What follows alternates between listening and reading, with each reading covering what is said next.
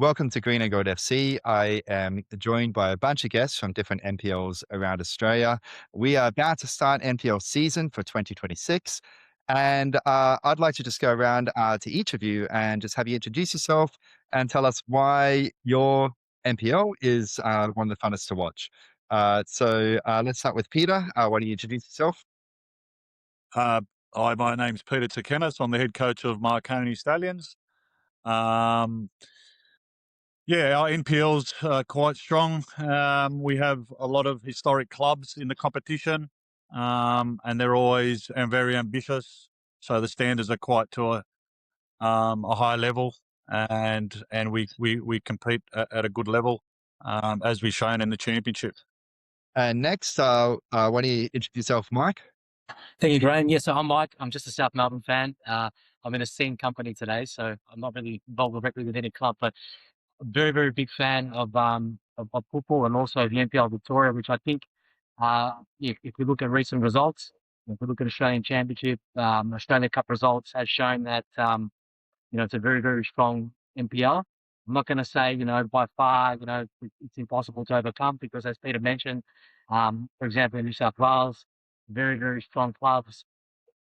The budgets are high. This sort of thing can turn. I've also seen in South Australia, for example, with Danny, it's a very good level that MetroStars have. I've noticed Adelaide City is really potentially trying to arrive this season and be strong as well. But look, I think in Victoria, to sum it up, we have a good combination of historic clubs, a deep football pyramid, and I think a really strong football culture where people really want to keep pushing each other, like whether it's the committees, the fans, to just keep going, one better. And it's gotten us to a point where we have a very, very strong NPL. And Stephen, why don't you introduce yourself and why everyone should watch your club and NPL WA? I'm Steven Nelkovski, the president of Olympic Kingsway, also known as the Green Machine. Look, in recent years, I think there's been incredible investment from the clubs, across the league. It's allowed us to retain a high level of player. In the past, there's been a mass exodus each season of players that have gone on to play in either NPL Victoria or in NPL New South Wales. While that still happens, we're not seeing it as regularly. To be able to retain the best players in the state naturally increases the level of football in Western Australia. But it's hand down to the commitment of the clubs who have invested heavily to improve the game, infrastructure, and keep us at a very high level. It's going to be another exciting season, which starts in a couple of weeks here in Perth. And finally, Danny, we've had you on before, but why don't you tell us about yourself, why we should support MetroStars and why we should watch NPL South Australia? Yeah, hi guys. My name's Danny Graystone, obviously head coach of MetroStars and technical director there as well. I've been there for the last 3 years. I'm coaching a few different states, so I've got a bit of an awareness of what it's like around the traps and Victoria. But look, in terms of South Australian NPL, look, I think there's one thing that kind of attracted me towards there. Look, everyone's trying to play a good brand of football there. I think we've sort of pioneered that a little bit the last few years.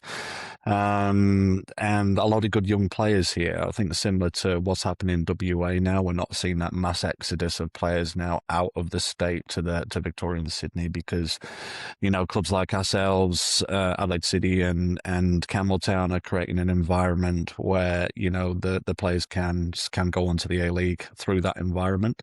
And I think in addition to that, kind of the strength that Adelaide United are providing to the local community in terms of playing young players and offering that opportunity for even NPL players as well, coming out like with Austin and UB from us and a couple of others on their way shortly, hopefully. So look, it's there's every year there's a few teams that are sort of vying for them top spots, but there's a real broad range of ethnic communities in South Australia as well, which makes every weekend a little bit different in terms of what to expect. And what a great array of food we have every week over here. So it's it's exciting, but definitely not the resources and money that flows through the eastern states. So let's start with, there's been lots of transfer activity. in your state and also the club which you're most passionate about, why don't we talk about what are the signings which we should really look out for? Who are the marketing signings which you think are going to be game changers for clubs? Even if it's not from another state or another competition, even if it's just one NPL club to another that they've managed to fix a hole in their squad and they're going to be a real game changer. So let's start, Peter. Who are the signings both for Marconi and for NPL New South Wales, which really have caught your eye?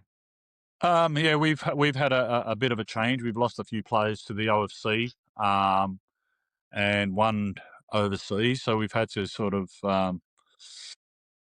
recruit a little bit, and we've got a few players. We got Adam Baragia from Perth Glory, the young boy on loan, attacking midfielder. Ten Qual from Olympic and Jack Armson.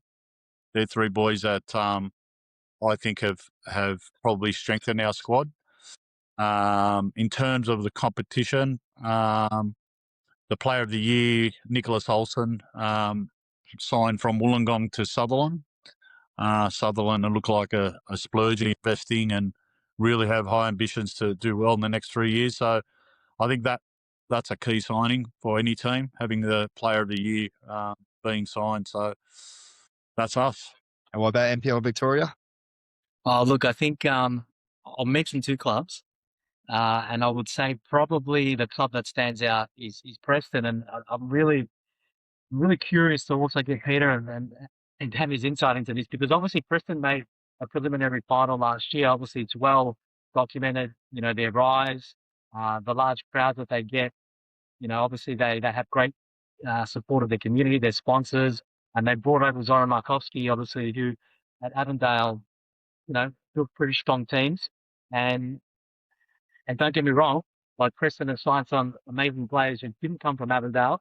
For example, like Jamal Ali, who arguably was one of Heidelberg's best players last season, if not the best player, has unique characteristics, right back, can drift up and down the wings into the box and score somehow 8, 9, 10 goals a season. He's a unique player. But the big thing for me is I think 4 or 5 players at least, over from Avondale. And obviously Avondale won the league. They finished first on points. They didn't win the grand final, but they're high quality players. Like their captain Aidan Bryce is probably the biggest one that stands out for me, and also Luca Tavia in the middle of the park. Adding 6, 7, 8 top players to a team that was in the preliminary final. I think stands out to me, and the strategy of bringing 4 or 5 players from your ex club. As a fan, I don't really know how that can go. I think basically, when I break it down logically, it can go too well. It works, and you look like a genius, or it doesn't work, and it's like you were lazy. You could have recruited other players. So this is maybe the risk that Preston will face. I personally think, though, even with a 6-point penalty going into the season, that they have the capability to win 20 games. And if they win 20 games and they get a few draws, I think we expect a top 2 finish from Preston, even going to the season, on -6. The other team, just to be very, very quick, I think is Bentley. They've been promoted from VPL 1. They've got a really esteemed, experienced coach in George Katakis. He's changed 14 to 15 players. That's really interesting for me to see. But I think it reflects, maybe his perception of the difference between VPL 1, which is the second division of Victoria, and NPL Victoria. And I think the players he's brought in, to be fair, honestly speaking, he's brought in players which I think, they're going to be comfortably safe, and in my opinion, push us to the top 6. So they're the 2 clubs I'm really interested in. I just want to quickly get a comment though, Peter, maybe even Danny. What do you think of the strategy of bringing 4 or 5 players from a club you coach to your current club? I'm not sure if you've done it before, if it depends on the situation. I'm just very curious as a fan what your thinking is around that. Probably it's a conversation that was had with the chairman required to come in. And I know his previous conversations I've had with chairman is who can you bring? Do you know what I mean? And obviously he's had a lot of success there at Avondale. And look, I have been kind of tracking and signings there that are coming through, and they're obviously very good signings, so very good pickups for Preston, potentially signings that they won't be able to pick up without the coach in place there. But however, with that obviously becomes a lot of expectation. You know, it's I think I agree there. It could go either way. And one thing I have kind of observed from Preston, that they've had this continued success for quite a few years, but that ultimately always has been that big overhaul of the squad at the end of every year. So it's kind of where does it, where does the loyalty lie with the players that have kind of from a long-term succession plan coming through the club. However, we know Preston are very ambitious, and they want to be in the mix every year, and they want to be winning things. And Avondale have been extremely strong. So look, that's one way of doing it. Actually, to put things in perspective, on Football S, we had some of the financial details of their wage budget. I think it's either Preston or Avondale or both. I can't remember. Perhaps someone could let me know. That their wage budgets have been $3 million Australian dollars for 2026. And it was an interesting number because we now know that the PFA and APL are negotiating over a hard cap of $3 million. I don't know if you can confirm if anyone's financials is anywhere near that, but that's pretty much getting close to a full-time pro club, right? Look, I'll give you my insight very quickly on this.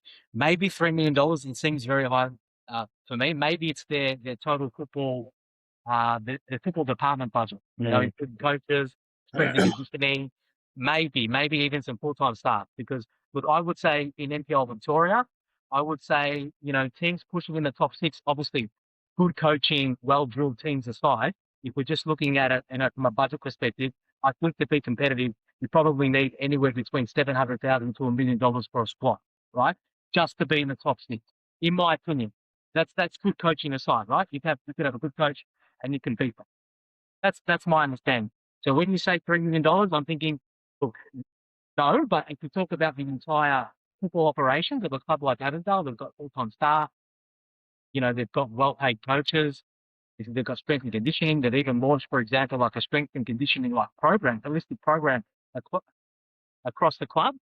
Maybe yes, but individual budgets just for their playing squad, I would say unlikely. But Preston, similarly to Avondale, might be in that range when you look at the club holistically. It's one way or another, it's a very impressive budget. So, Stephen, why don't you tell us about NPL WA? I'll look just on the theme of signings. I think across the league, there's been some really good announcements, and there's a few more days here in the West before all paperwork needs to be finalised and players announced. So there's probably maybe a couple of Fabrizio Romano's.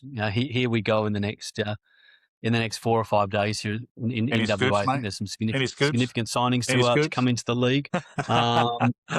Sorry. I'll let the social media team do that for.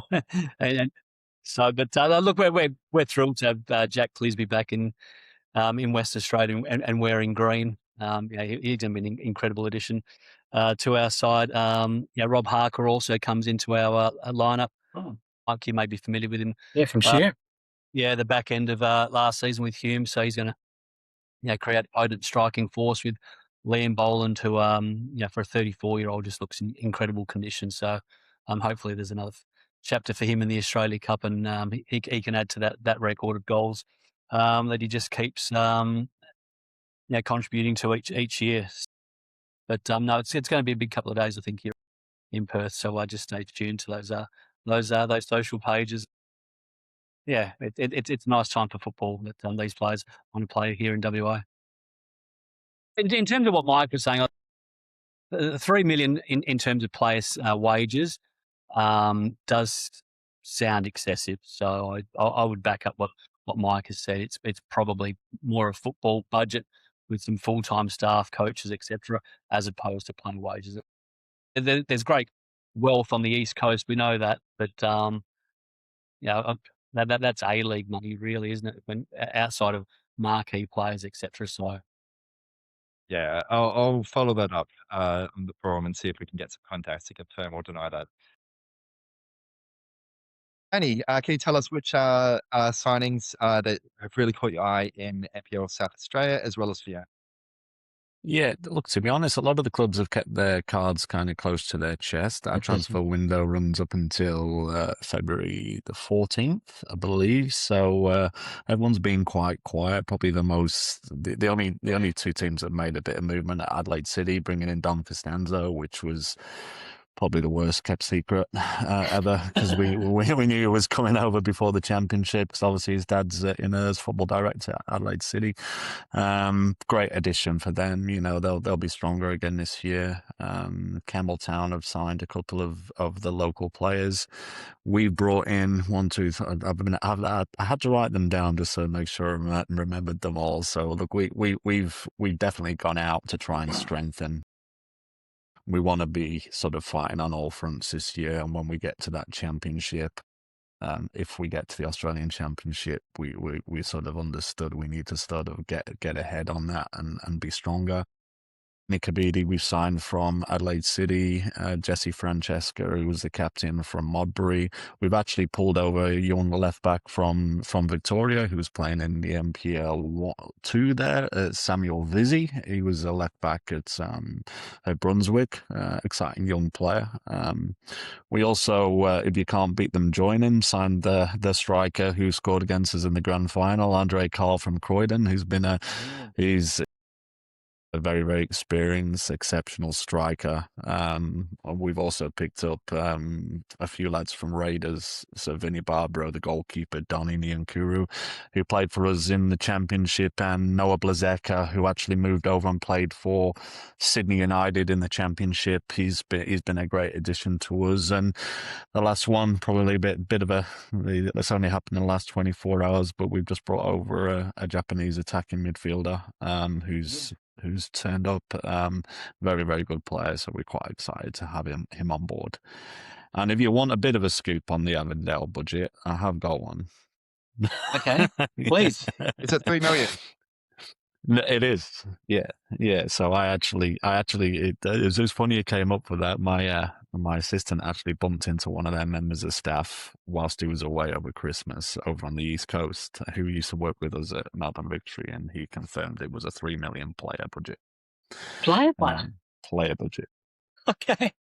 For which club? Avondale, please come out. Please Wow. come out and Well, confirm what's yeah. But look, at the end of the day, I always find these things blow out of proportion a little bit. I think it's a bit funny that this 3 million numbers being bandied around, and I do tend to lean towards it's probably a full football department budget, because they've got so many full-time members of staff there, as we know. But that's incredible regardless. Still blows my budget out of the one.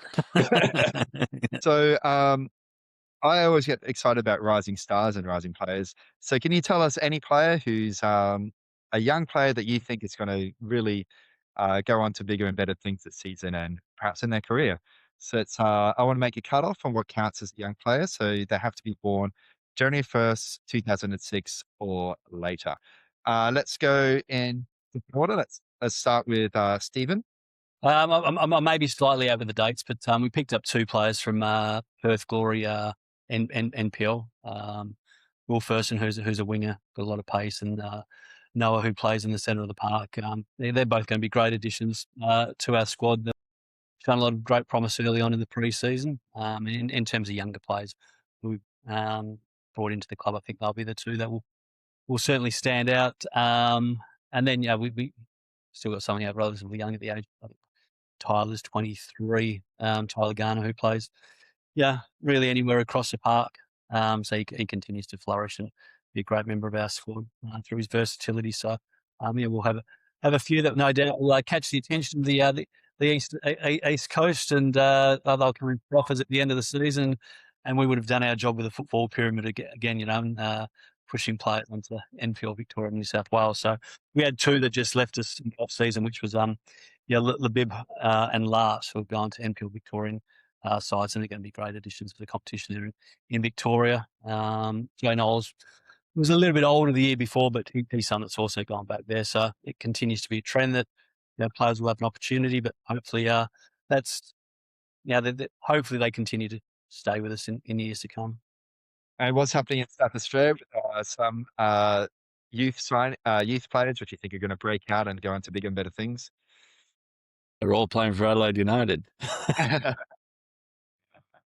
Look at the reality from a South Australia perspective. Look, a core portion of our squad's kind of between the age of 21 to 23. So when we're talking at sort of under 20s, there's a couple of lads coming up through the reserves. But to be quite honest, here is a genuine, Adelaide United are playing, obviously gone down this route of youth development, which is proving quite successful for them, and in quite a small pool of football clubs and an area like South Australia, you do find that the best under 20 players do get picked up by the A-League team, and they're playing sort of NPL football during that system. And there's some exciting players within that system. I'm actually quite looking forward to playing them in a couple of weeks' time and just see that next sort of crop of players coming through.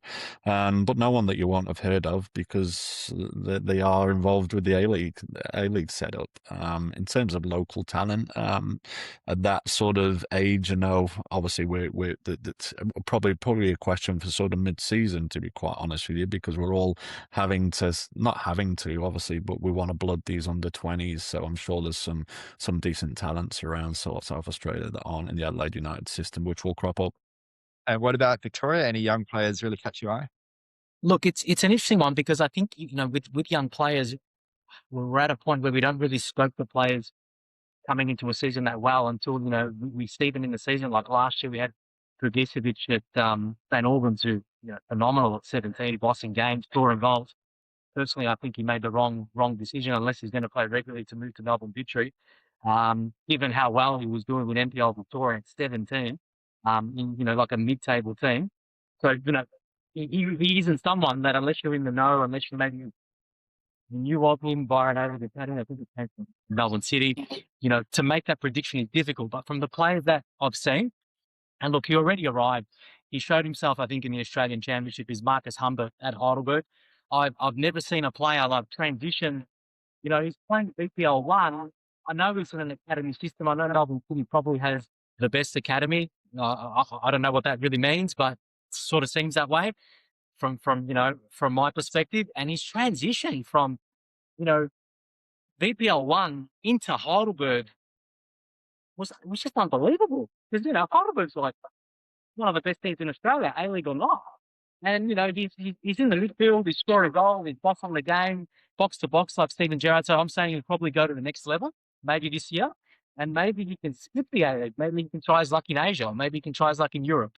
That was a huge leap. And the other one, which I've seen, I think he's joined the right club in terms of getting his name out there. Obviously, there's a lot of pressure on him. And again, he caught the eye a little bit in the Australian Championship at Broadmeadow Magic.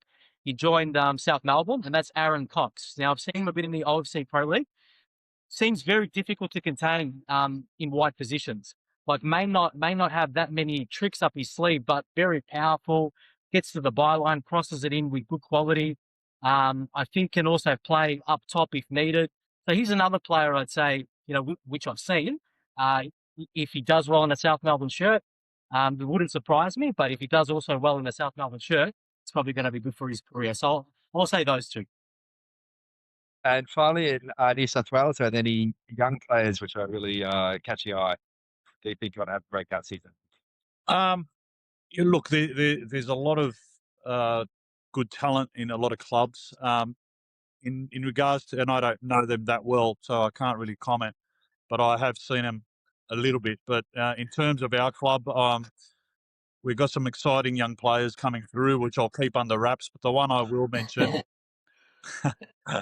the ones I will mention is Noah Anderson, which I introduced from our 20s into the championship while the championship was on. Didn't expect too much from him at the time, but the kid went from 0 to 100 as soon as the championship started.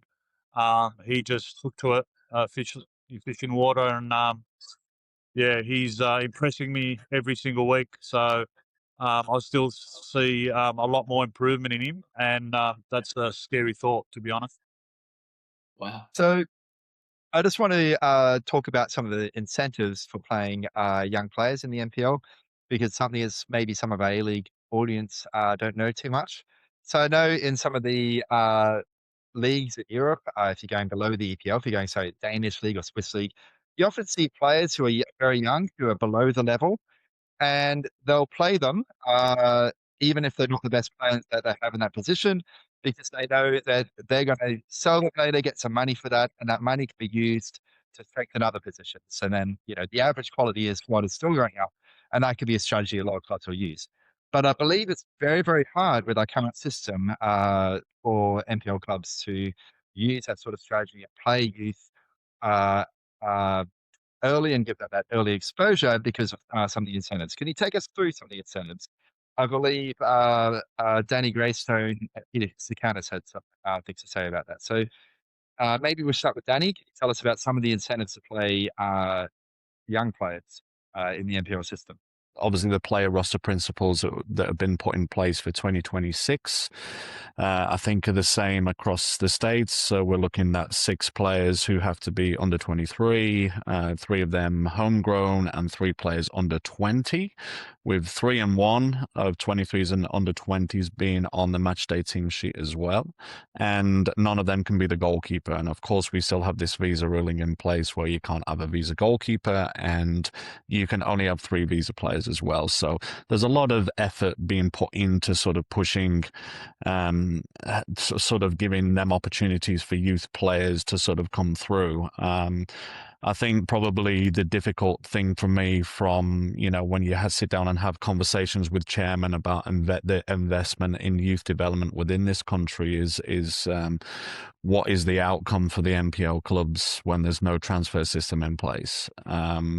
When these players get taken by the A-League clubs and sold on, there's not a lot of revenue that gets passed down to the NPL clubs.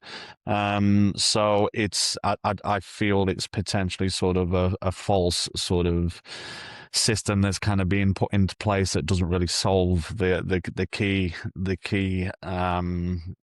problems in terms of development of young players. And in addition to that, for a lot of clubs, when you look at such a short season and it's a sprint, first one past the post, it's it takes a brave coach to sort of use some of them games to develop players when, particularly in South Australia, there's now such a reward for finishing top, which is qualifying for the Australian Championships. And so, Peter, can you tell us some of the things that you've experienced about how the lack of transfer system, as well as the player roster principles, are affecting clubs? I don't think they're affecting him. I think, to be honest, because it's a level playing field, a lot of clubs, specialise in bringing through young players, and I think now that it's a level playing field that clubs that normally don't do it, they're forced to do it now, and I think it creates a level playing field in that regard. But I think your question before about incentives in developing young players, I mean, in the NPL, there is no real incentive, financial incentive. Noah Anderson, for example, no one knew who he was. He played in the championship. He scored. He's one of the youngest goal scorers. In 24 hours, he had an offer to go to the A-League academies. Now, we don't make anything from that. Fortunately enough for us, the kid saw value in staying in a senior men's team while he did his HSC, and not go to an NPL kids environment. He thought he'd benefit for another year to be with us, which is great. But after that, there is nothing at the moment. I think there is discussions about a transfer system. And if they get that in place, I think incentivise NPL clubs to develop these players.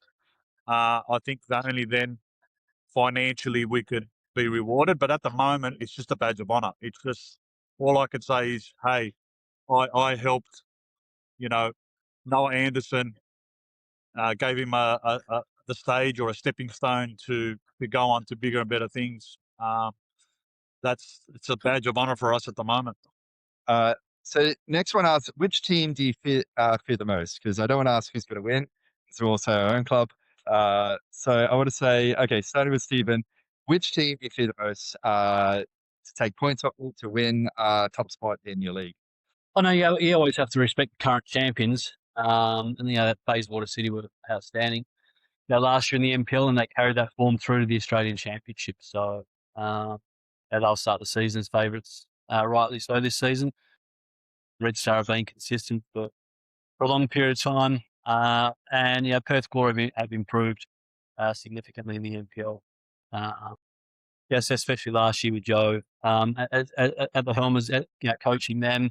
He's developed the young players, and we've seen that flow into the A-League team for Perth Glory. So those three, Perth, the traditional powerhouse of West Australian football, they've invested wisely into their squad. So I think what we'll see is a very even competition across probably the top 8 teams, and then we'll see maybe a group below that. But there's been strong investment across the board. But Bayswater will certainly start the season as the favourites, and it's for the others to catch them on the back of their season last year. What about in Adelaide? Who do you fear the most? Don't really fear any of them, to be quite honest with you, Graham. I think fear is probably the wrong word, and I don't mean this to sound like probably the way it came across then, but we've been quite dominant for the last 3 years. I guess probably my fear is that complacency kicks in as a club, and you can start to drop off. It's very hard to stay. We've been top of the league for 3 years now. To keep that going, no team's ever done it for sort of 4 years in South Australia, so we can do that consecutive for 4 years. It'll be an amazing sort of accomplishment. So just being able to keep them our team, and our focus is always on us. Look, if you ask me a question of who I respectively think might look to challengers for that top spot, Adelaide City will be up there and thereabouts alongside with Campbelltown and Croydon. And a lot of it will come down to the way these teams start, because we all know it's only a short season, and just getting off to a good start and building some momentum's key when it's such a short race to the finish line. Mike, I'll get you to put your South Melbourne hat on rather than represent the whole state. Who does South Melbourne get the most? Look, okay. Look, the NPL Victoria, I must say, this year, like we said it last year, but this year, I think very difficult for me to say like who, for example, the relegation candidates are. And that's only because the strength of a league is it's you need to see the season basically to say which team might have like an unexpected situation like the Melbourne Knights, right? But I think at the top of the table, which is a team that if you want to use the word fear, as a fan, maybe we can use the word fear, because if we go into Preston Stadium and they're buzzing and there's 5, 6, 7,000 fans there, and we've played in the OFC Pro League. We're trying to balance playing in the NPL Victoria. We're not in a situation like that's the unknown for South Melbourne this year. If we're talking about South, which is probably why I'm not talking about them as a top 3 team. Maybe my personal opinion is top 6, because we have to balance so many competitions. But I think Preston, if they are playing similar football, say to Avondale, under Marconi, in front of 5, 6, 7,000 people, is intimidating for any team. And I would also say, look, I can't rule out Heidelberg. John Anastasialis is still there. We saw, like Jamal Ali left, and whilst he's not a direct replacement, he found a player like Marcus Humber. Amazing. Like even the other players he signed for the championship, like Taylor from for example, I think his name's Taylor from Tasmania, solid player. Now he's signed a couple of, I think, players from overseas. I think a Korean player from New Zealand, and also an Irish player. And when I read the description of the Irish player, it's like they were really focusing on his athletic capacity. So I'm like, is this going to be the guy that replaces Jamal Ali? Let's see. But I would say Heidelberg, without also a 6-point penalty, always a difficult team to come up against. Although I don't fear them probably as much as Preston, because we did really well against Heidelberg last season. We probably have the psychological advantage over them. We beat them in big matches, the Doherty Cup final. I know they will argue, they had decisions going against them. Fair enough. We still scored 2 goals against them, and we were a struggling team.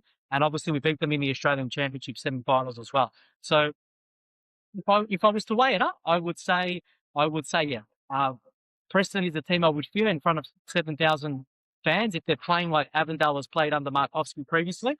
Yeah. And the unknown, it's worth mentioning. I don't want them to think that I'm ignoring them. I've been impressed with the off-season business that Green Gully has completed. However, with Green Gully, the reason why I don't mention them is I always hear them saying, for example, great club to be at, great conditions, always pay on time. To me, that also translates to no real pressure to get, results and win trophies. So that's the question mark I have over a club like Green Gully. I don't want them to think that I'm leaving them out there. But yeah, it's a long-winded response. I'll say Preston is the team I think.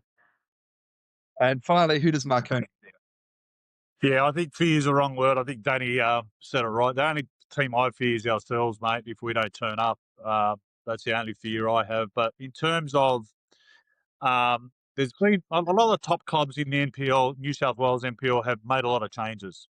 We're no different. Sydney Olympic have made a lot of changes. The two clubs that have invested heavily, way above probably the others, is Arbia, once again.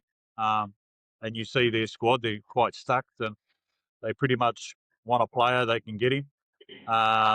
And Sutherland this year, they've got new ownership, very heavily ambitious. They signed a coach that won the minor premiership from Spirit, and they've spent a lot of money in the window. So does it guarantee you anything? No, but it's I think those two teams on paper probably will be under pressure to perform. But the rest, like I said, because there's so many changes, I just thought it's going to be so interesting. You'll probably know over 5 rounds where everyone's at, to be honest. And I want to get some 10 to your into getting some smack talk, some motivation words for opposition coaches to hang on the dressing room.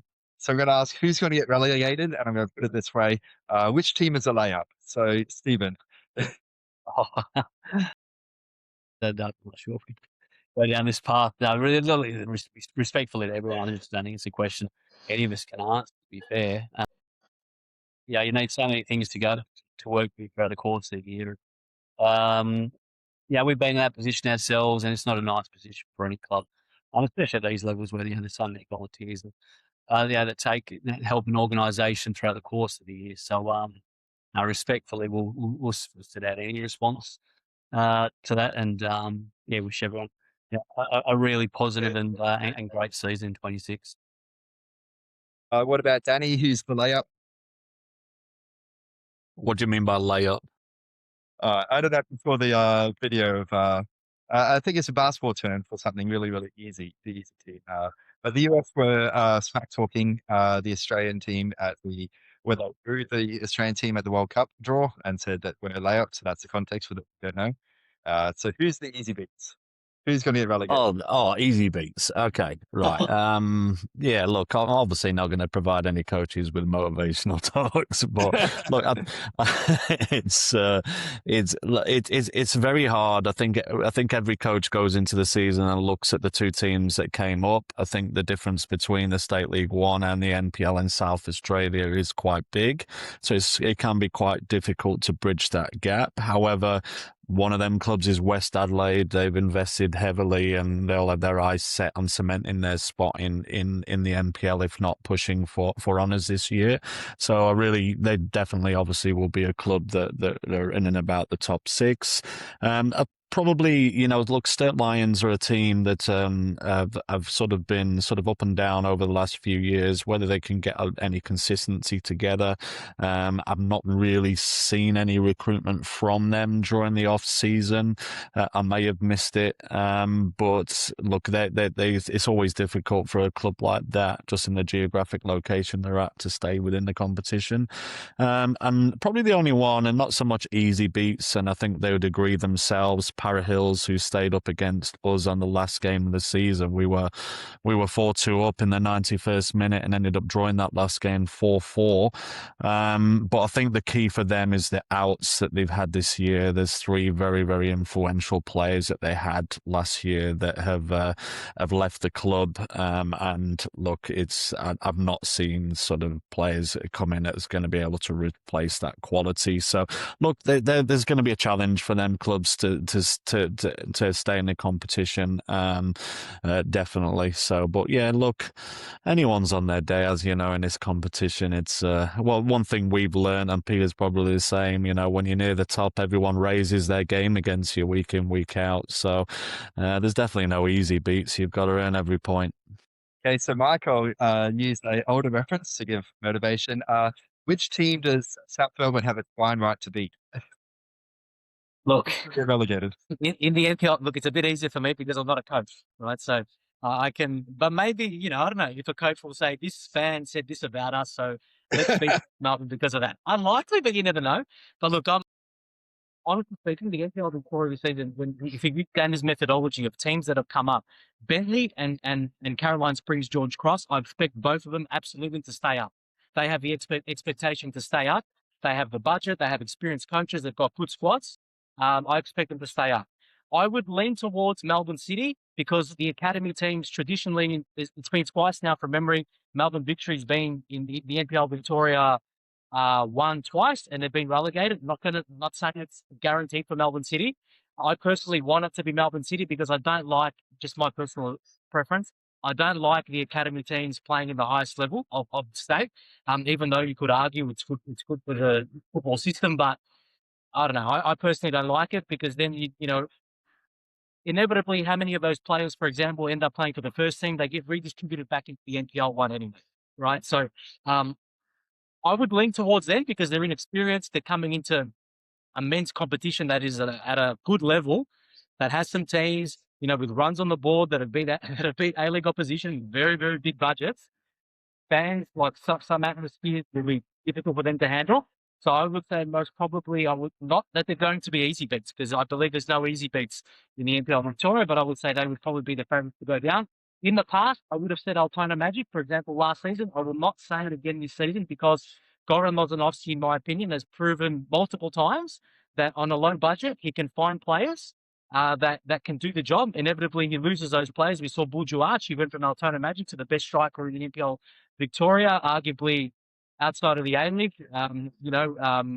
with his work at Heidelberg. So, look, the only club I will nominate as a relegation favourite, not an easy beat, is Melbourne City. I need to see how the season unfolds. I will say one more point. I'm talking too much, but one more point. I think Dandenong Thunder, the amount of players they lost from the level that they were at, a team that was really pushing for a grand final appearance. Of course, they've got a very, very proven and experienced coach. Again, he's got a very good eye for finding players and building a good team in Adam Pitty. I don't think they will drop down. Absolutely not. But I'm very curious to see how he's going to fill 8 players of very good standard leading the club. Finally, do Marconi have a divine right to be in New South Wales? Yeah, I'm not going to give more motivation than there already is to beat us, mate. So, look, the difficult part of our competition is the clubs that have come in, got promoted, and all the other clubs, they've made a lot of changes. So right now, even if I really wanted to tell you, I couldn't. I just wouldn't put myself in that position because I really don't know. But like what Mike said, we'll talk about the academy teams. Now, the academy teams, when we play them on the weekends, we just don't know who we're getting. I mean, are they going to have scholars? Are they going to have their 16-year-olds, 17-year-olds? You just don't know what you're going to get. So what I will say is if they do play the younger ones without the help of the scholars, they usually will struggle. They will give a good count of themselves, but usually they will struggle. If they do well, it's because they have their scholars helping, a few of them sprinkled in there to help these really good young talent. But sometimes the physicality of it probably gets the better of it. So I could give you that. And now let's move on to some fan questions. So we asked some NPL fans on the forum. So the first one is from a user called Roger Stone. Sorry for the PG-13 username. So their question is, what is the vibe around teams these days in regards to playing in the NPL as opposed to playing in the championship? Do you think the NPL is now less important? So it's a free fall. So everyone wants to jump in and answer that question. Look, I'm happy to offer it from a fan perspective, and I think we've got great representation here in the quarter final, the grand final. Obviously, South Melbourne was fortunate to win it in the first season. I think it went better than expected. I don't know, like people might have higher expectations, 5,000-10,000 a game, but I actually think South Melbourne, for example, we went from maybe some games 300 to 500 people to, on opening night against Sydney Olympic, having close to 7,000. And maybe the figure was maybe inflated a bit, but it was definitely 5,000 or 6,000.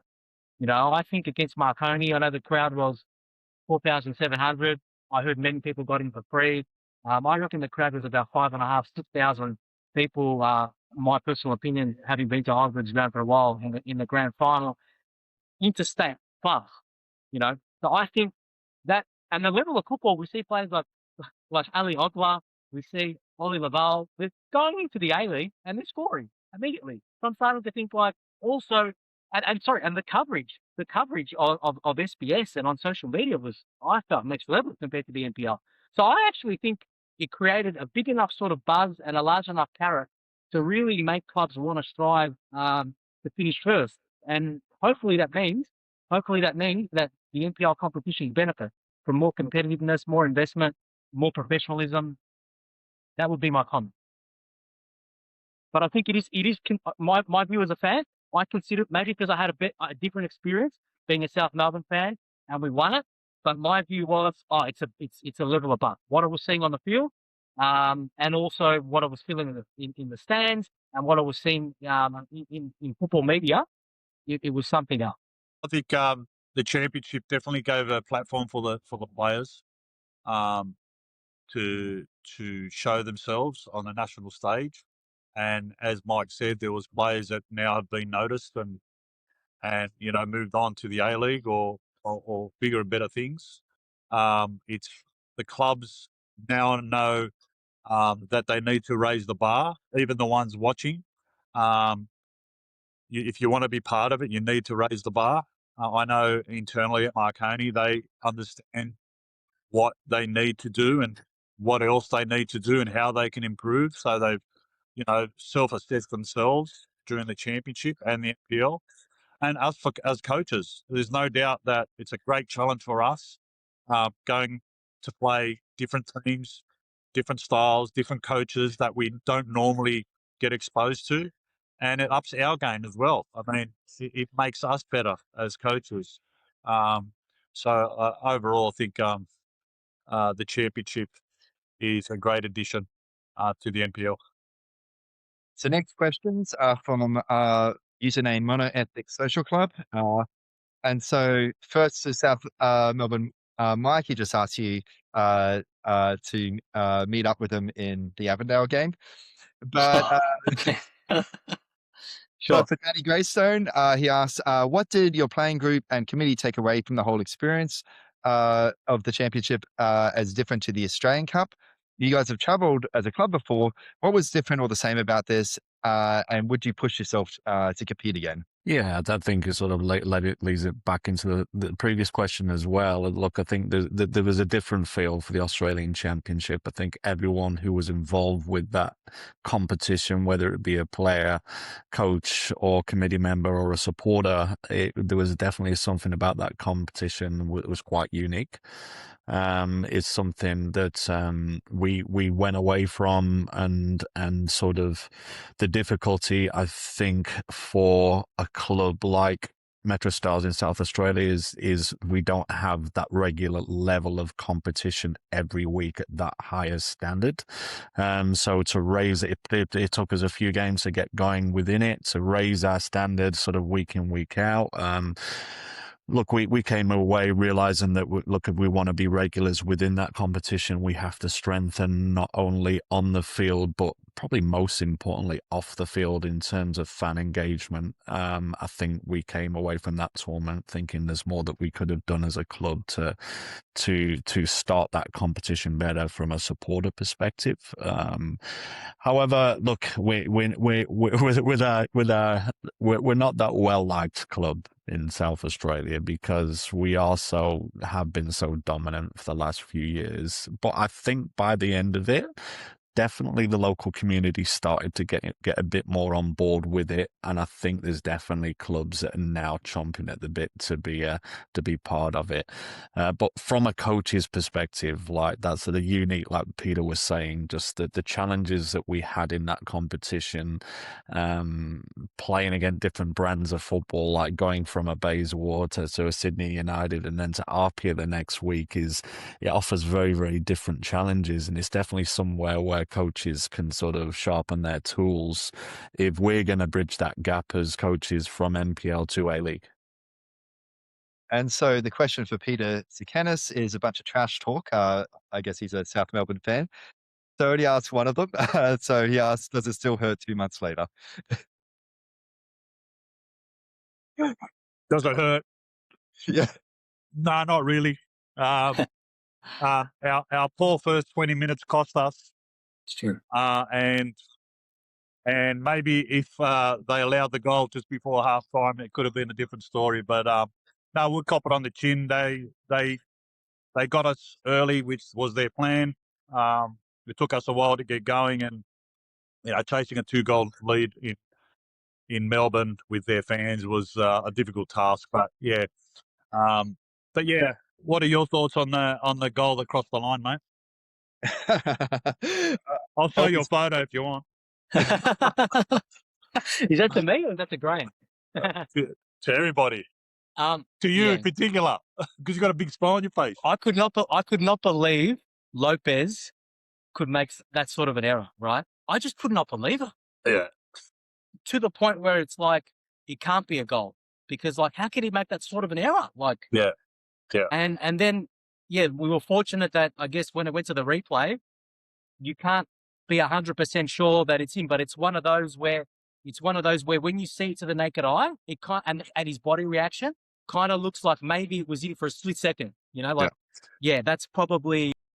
And you probably would need the goal line technology. The only way you could be absolutely certain. But if it was given, honestly, his body, everyone would have accepted it, right? And my argument was, if you're going to have a VAR style video VAR, you have to have better camera angles. And that's something I took away from that. That was my feedback. It happened to us against Apia. Fortunate enough, we won on penalties when we shouldn't have. But I think it's very important if you're going to have VAR, if you're going to get the referees to help them, because you're right, with the camera angle they had, it was very hard to see. But that's something that I sort of put forward. If you're going to have VAR, have better camera angles. I remember from Germany versus Japan at the last World Cup. I don't know if you guys remember that game, but from some camera angles, it absolutely looked like the ball was a foot out, not just a little bit out. Well, foot's a bit too much, but it looked like it's fully out. But then some others, it looked actually within. So you do need all of those camera angles to be sure. So the question for Steven is, what are your priorities if you could choose between making the championship or having a deep Australian club run? Slight paraphrase there. Look, the last few years with the Australia Cup has been everything that you dream, really. But we're in the business of winning championships, so that becomes a priority, and that leads into the Australian Championship. Not to participate in the inaugural Australian Championship, it burnt, in some ways, it was difficult to watch not having your club involved. But on the other side, it was beautiful to see the engagement across all states. It's been mentioned a few times now that the coverage through SBS and then on social media was something we haven't seen in a long time for the game in Australia. It was wonderful. So, we want to add another star to our logo. We want to win more championships that will feed into the Australian Championship, and then a cup run's so difficult. You need 1,000,005 things to go your way to get through, to the round of 32, and then to get a decent draw. So you need a lot of luck in any cup competition. We've had that in recent years, even last season, to get through to the round of 32. It was a penalty shootout in the final game against Balcatta. So it's difficult. A championship first, which will make Australian Championship, I guess, a bonus from there, and then the Australia Cup would be the cherry on the cake. And so final set of questions is from username Stu. So first one's for Danny. Has the exposure to different clubs in the championship put you in a better position leading into the NPL season? For example, attracting better players or getting inspired to go to another level or whatever?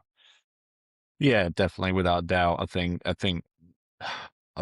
I think just success in general. I think when I arrived there in 2023, we were begging. The reality is we had to be sort of find a few diamonds in the rough to attract players to the sort of football club, because it hadn't had success for quite a while. And with a club like MetroStars, it does not have the heritage like Adelaide City or South Melbourne or Marconi. You haven't really got that immediate brand to sell either. But along with success in 2024-25, and has come definitely a lot more players wanting to come to the club for the environment that we're creating. What people probably don't know about MetroStars is we're not the first dog at the ball when it comes to paying wages for players. There's probably a club that went down at the NPL last year who has a bigger budget than us. So we have to be very, very smart with how we sort of advertise the club and the way we build our environment to try and bridge the gap and what we sell and make sure we fulfill that. And the championship was a big part of that, because part of the project that we were selling at MetroStars is being able to showcase yourself for that next level. And look, the players had that opportunity to do that in the Australia Cup and the opportunity to do that in the championship. And players do see that and they want to be part of it. But it's sorting through finding those right players to bring into the squad. And I think we've been quite successful this year on finding the right players and the right sort of characters. So next question's for Peter Tsekenis.